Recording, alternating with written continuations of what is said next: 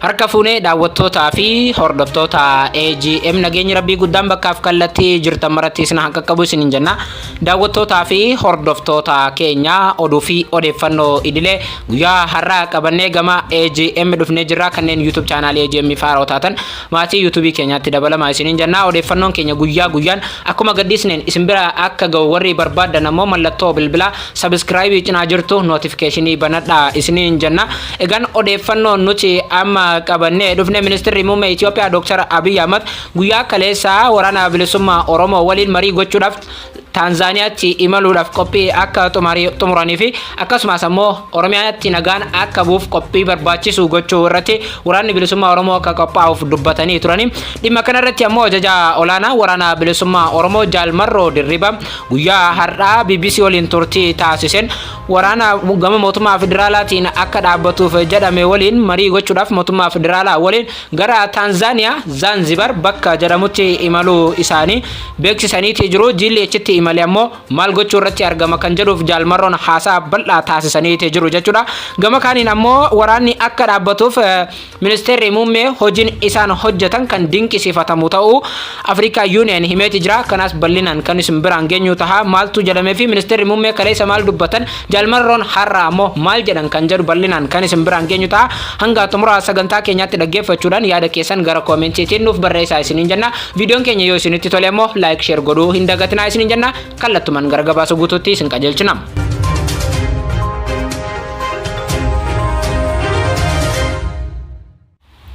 Oduu keenya isa jalqabaatiin rakkoolee Afrikaatiif furmaata Afrikaa ejjennoo jedhuuf Itoophiyaan fakkeenya gaariidha jedhan dura ta'aan koomishinii gamtaa Afrikaa Muusaa Faakii Mohammad. Sagantaa waraanni yaa dhaabbatu nageenya yaa waareessinu jedhuun qaamolee nagaa buusuu keessatti gumaachan galateeffachuuf beekamtii kennuudhaaf qophaa'e irratti haasaa kan taasisan Muusaa Faakii Mohammad karaan Itoophiyaan nagaa buusuudhaaf keessa darbitee fi muuxannoon biyyattiin qabdu babal'achuun rakkoolee Afrikaatiif furmaata agarsiisuudha jedhan. Ejjennoo fi murannoon Itoophiyaan nagaaf qabdu biyyattiirra darbeem bakka kaanitti rakkoolee Afrikaaf furmaata Afrikaa jennuuf karaa sirriidha jechuudhaan dinqisiifannaa guddaa mootummaa Itoophiyaa akka qaban ibsan. Ejjennoo fi murannoon Itoophiyaan nagaaf qabdu biyyattiirra darbee Afrikaadhaaf furmaataa fi fakkeenya erga jedhanii boodam rakkoolee Afrikaatiif furmaata Afrikaa ejjennoo jedhu waanuma jedhamuuf qabu kan jedhamu osoo hin taaneem haala qabatamaan Afrikaan keessa jiruudhaas jedhan Muusaa Faakii Mohammad. Dura ta'an koomishinii gamtaa Afrikaa Muusaa Faakii ammoo murannoon nagaa buusuudhaaf bulchiinsi ministeera muummee Abiy Ahmed agarsiisee fi ogummaa isaanii qaban dinqisiifataniiru. Ergama addaa Afrikaa Union kan ta'an ammoo pirezidaantii duraan Nigeria Olusegun Obasanjoon qaamoleen akka nagaan Itoophiyaatti deebi'uuf gumaachan galateeffachuun nageenya kana akka waara'u gochuudhaaf ammas wantoota waliigalteerra jiran qabatamaan hojiitti hiikuu feesisaa jiran. Kutannoon olaanaan ministeerri muummee Itoophiyaa Dr. Abiy Ahmed nagaan akka biyya isaaniitti buuf agarsiisaa turanii fi nan dinqisiifadha kan jedhan obbo Olusegun Obasanjooti. Pirezidaantiin duraanii Keeniyaa Uhuru Keeniyaataan ammoo gama isaaniitiin biyyoonni Afrikaa yeroo ammaa rakkoo keessa jirru Itoophiyaa irraa muuxannoo nagaa buusuu fudhachuu qaba jedhan.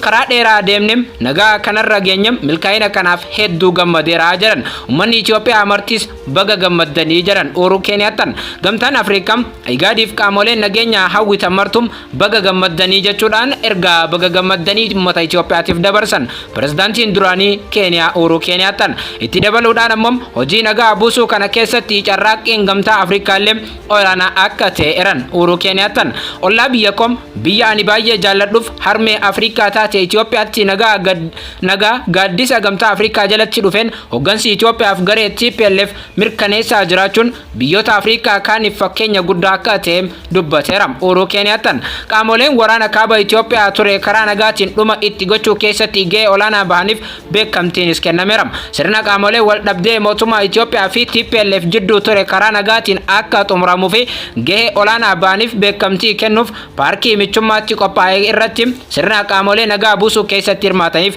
beekamtii kanarratti qondaaltonni mootummaatiin alatti dippiloomaatonni idil addunyaa argamaniiru. Haaluma kanaanis ministeerri muummee Itoophiyaa Dr. Abiy Ahmed koomishinii gamtaa Afrikaa Muusaa Faakii Mohammad itti aanaa ministeera muummee Itoophiyaa ministeera dhimma alaa fi obbo Dammaqaa Mokonnon dabalatee pirezidaantii naannolee jaarsolee biyyaa fi dippiloomaatonni keessummoonni biraas sirna kanarratti argamaniiru. Waraana kaaba Itoophiyaatti waggoota lamaaf gaggeeffamuun badii qabeenyaa fi namummaa cimaa qaqqabsiisee ture karaa nagaatiin furmaata waaraa barbaaduuf mootummaan federaalaa fi TPLF jidduutti waliigalteen nagaa jalqaba baatii sadaasaa bara 2022 Afrikaa kibbaa Pretooriyaatti mallattaa'uun isaanii yaadatamam. Haaluma waliigaltee nagaa mallattaa'eenis qaamoleen lamaanuu hojiiwwan garaagaraa raawwatamaa jiraachuu gabaafameeti jira.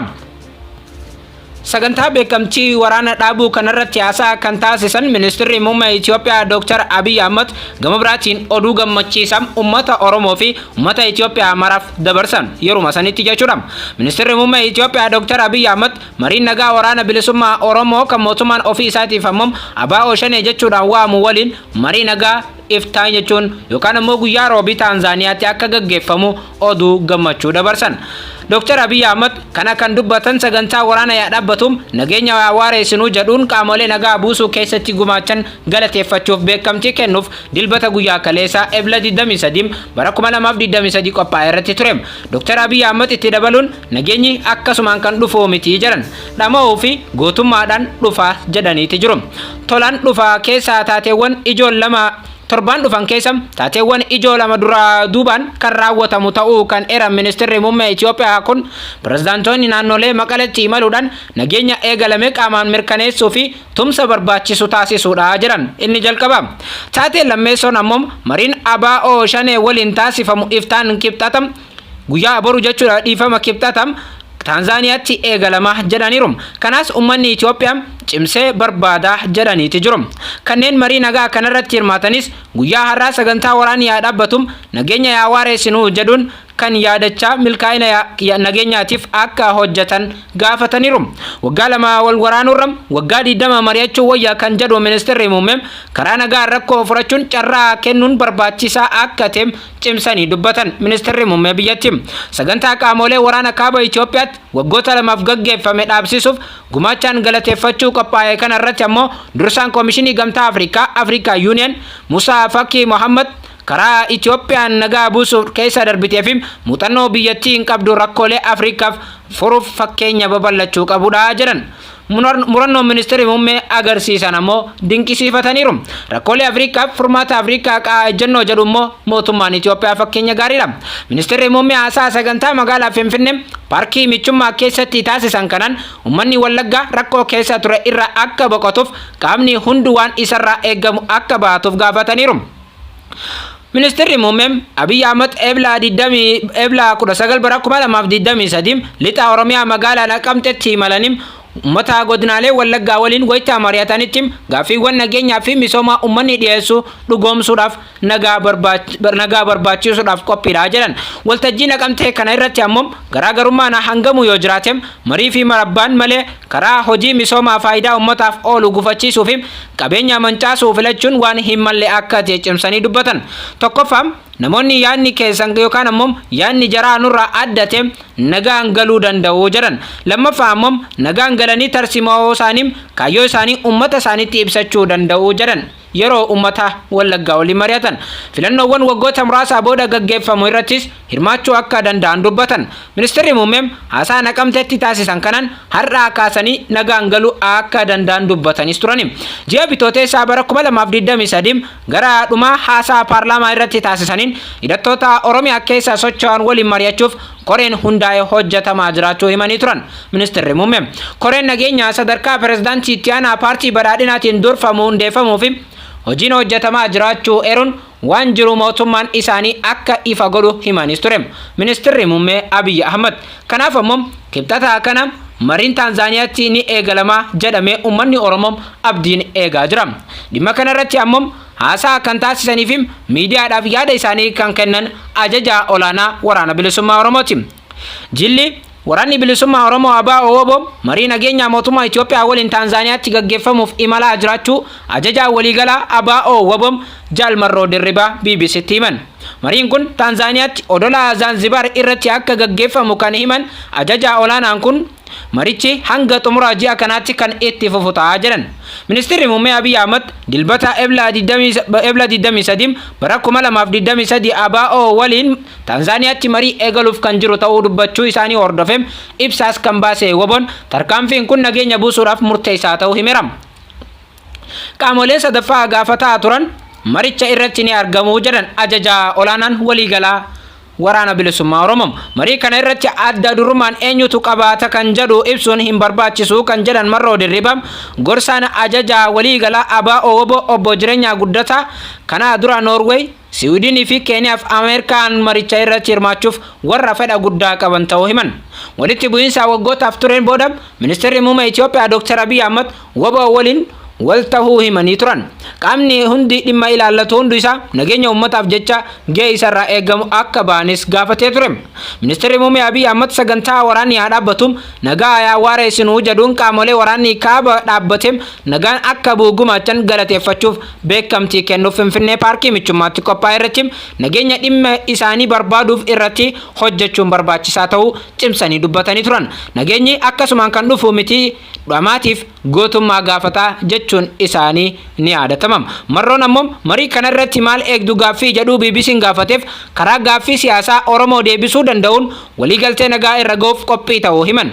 Kana dura ammoo marii wal fakkaatuuf Keeniyaatti jiila isaanii erganiin mootummaan Itoophiyaa irraa hafuu kan himan Marroon gaaffii siyaasaa Oromiyaa keessaa fi Tigraay keessaa waan wal hin fakkaanneef akka kan Tigraay sanatti yeroo gabaabaatti dhumataa jennee garuu hin eegnu jedhan. Nagaa buusuuf waan sharafaan jiraachuu malaa kan jedhu obbo Marroon garuu gaaffii bu'uuraa sanaa miti jedhan.